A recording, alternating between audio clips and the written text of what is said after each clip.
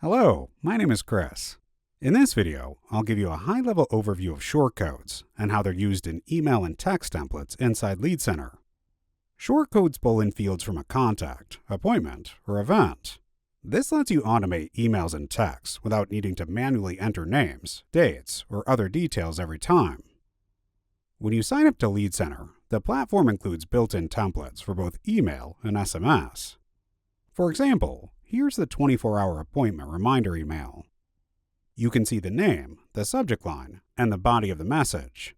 Inside the subject and message body, shortcodes are used to personalize content. You'll see shortcodes throughout the email. These are usually surrounded by parentheses.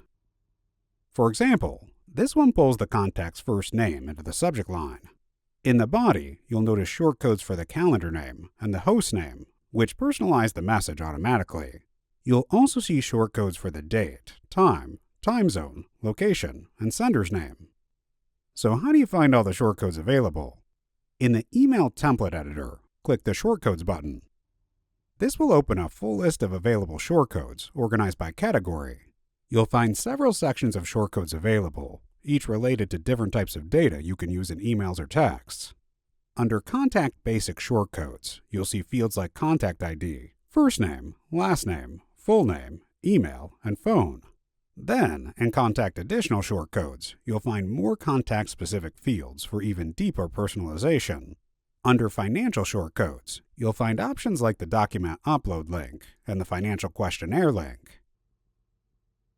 These can be added to emails or texts so clients can securely upload documents or complete their financial questionnaire. Use calendar shortcodes in appointment reminders and confirmations. They'll pull in appointment details like date, time, location, and host name.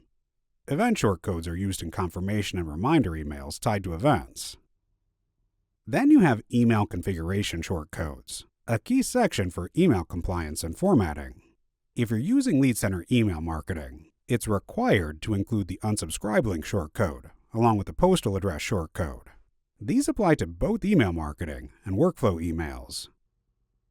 If you've added custom fields to your contacts, those will also appear here as additional shortcodes. You can insert any shortcode into your message. For example, to use full name, click the blue copy button next to it. Then paste it into the message body.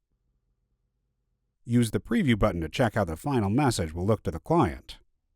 Once done, click Save to finalize the template. That's a quick overview of how shortcodes work in both email and SMS templates. Thank you.